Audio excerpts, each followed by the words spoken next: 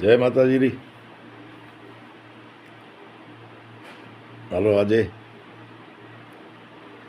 સવારનો પોર રાજા કરણની વેળા, ભલે ઉગા ભાણ ભાણ તુહારા ભામણા, જીયણ મરણ લગ માન રાખજે કાશપ રાઉત.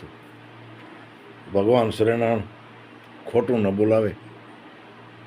આજે એક વાત કરું, એમાં ચમત્કાર, ભગવતીના ચમત્કાર.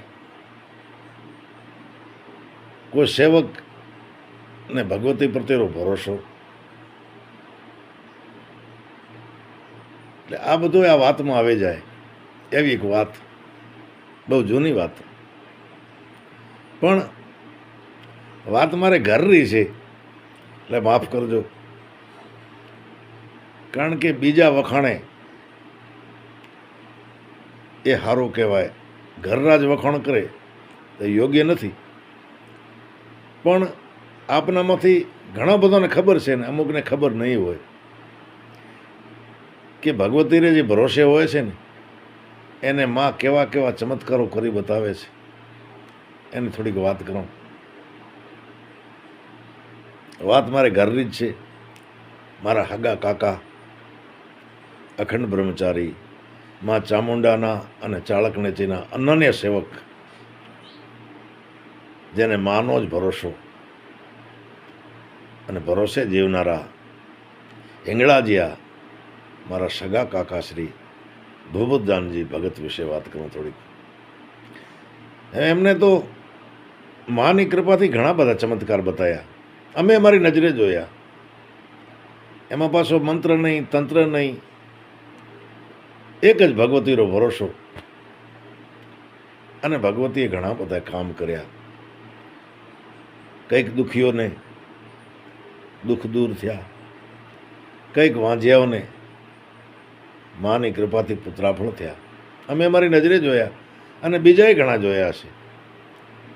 ભૂપતદાનજીની ઘણી બધી ચમત્કારોની વાતો છે, થોડીક મેં કરીએ છે.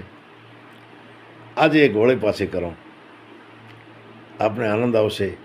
ભગવતી પ્રત્યે આપણો ભરોસો વધારે મજબૂત થશે. અને જે ભગવતીને ભરોસે હોય, આશ્રિત હોય, આશરે હોય, એને માં કોઈ દિવસ એકલા મૂકતી નથી. એના કાર્ય કરે છે. એની કરેલી રાડ, એને કરેલી અરજી માં ભગવતી સાંભળતા હોય છે. તો મિત્રો, મારી જન્મભૂમિ પાકિસ્તાનનો તાલુકો નગર પારકર, ચૂડીઓ મારો ગામ. અને ચૂડીએ ડુંગર ઉપર માં ચામુંડાજીના બેસણા. અને એ ચામુંડાજી માના અનન્ય ભગત એવા મારા કાકાશ્રી ભગત ભૂપીદાનજી. એ હિંગળાજીયા પણ કહેવાતા, કારણ કે હિંગળા જ ગયેલા હતા. હવે એમાં એક થોડીક ચમત્કારની વાત કરું. મારા કાકા કોઈ દુઃખી માણસ તેડવા આવે, કોઈને ભૂત લાગેલો હોય, બીજી કોઈ તકલીફ હોય, કોઈને કોઈ બીમારી હોય. જોકે મારા કાકાશ્રી ભૂપતદાનજી આયુર્વેદિક ઉપચાર પણ કરતા. એમાં બે દરતરા તો સ્પેશિયાલિસ્ટ હતા, એક લકવો, એક પથરી. આ બે તો સમજી લો ને, જો આવ્યો તો એ માણસને એ દર્દમાંથી મુક્તિ મળે જ. એવી એમના કને દવાઓ હતી, ભગવતી કૃપા હતી. પણ સાથે સાથે ભૂત પ્રેત, ડેણ ડાકણ આવો પણ નીકળી જતો ભગવતીની કૃપાથી. તો એક પ્રસંગની વાત કરું. એક થળમાંથી બહુ મોટો ઘર, ઇજ્જતવાળો ઘર, પણ કોઈ કર્મોને આધીન એમના દીકરાની જે વહુ હતા એ ગાંડા થઈ ગયા.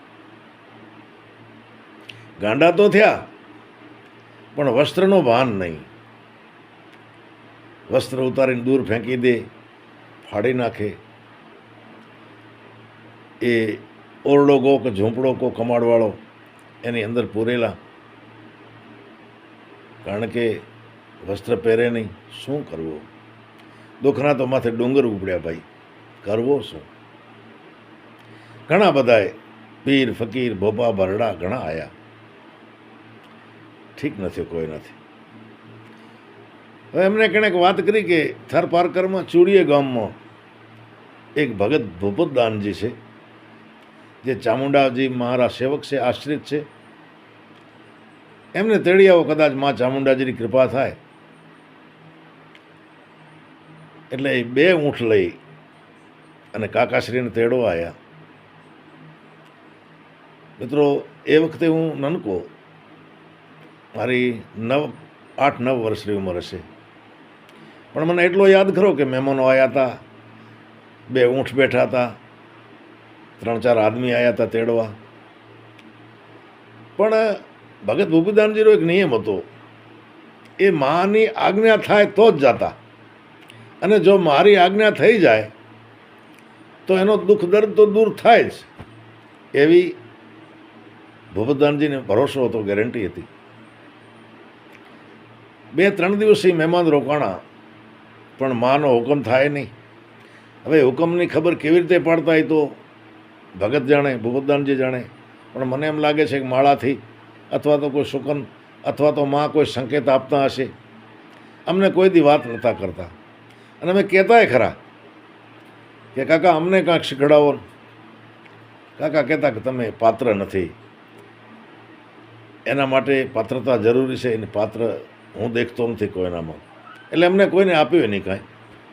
ખેર, 3જા દિવસે માનો હુકમ થયો. ભગત ઊંટ ઉપર ચડી અને જે આવ્યા હતા તેડવા એમના ભેગા ગયા. પણ મિત્રો, ખૂબી જુઓ, માની કૃપા જુઓ. એ ગામની જ્યારે નજીક પહોંચ્યા, જ્યાં દીકરીને આ તકલીફ છે વહુને, ત્યાં જ્યાં પહોંચ્યા એટલે એ બાઈએ પોતાના ઘરવાળાને, સાસુને કે નણંદને કીધું કે મને વસ્ત્ર આપો. એક માતાજીનો ભગત આવે છે, હું વસ્ત્ર વગર ભૂંડી લાગીશ.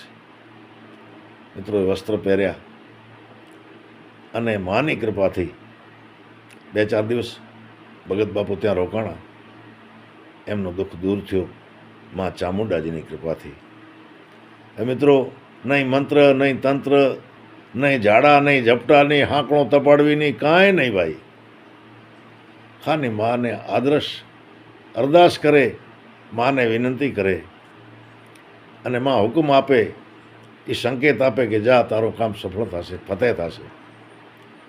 આવા તો હજારો કામ કરેલા મિત્રો. મિત્રો, આજના જમાનામાં જ્યારે આ ભોપા ધૂણતા જોઉં છું, હોંકળા લેતા જોઉં, એ સાચા હશે, એમને એ રીતનું ભગવતીની કૃપા હશે.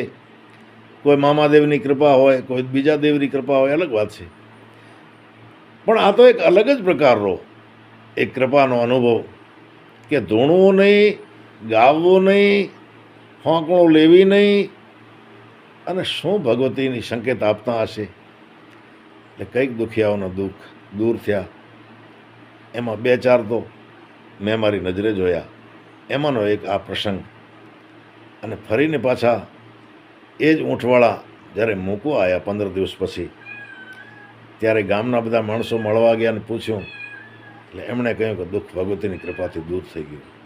મિત્રો, હતા ને માના અનન્ય ભગત, તો આજના દિવસે મા ચામુંડાજીને અને કાકા શ્રી ભૂપતદાનજીને વંદન સાથે સૌને જય માતાજી, જય હો.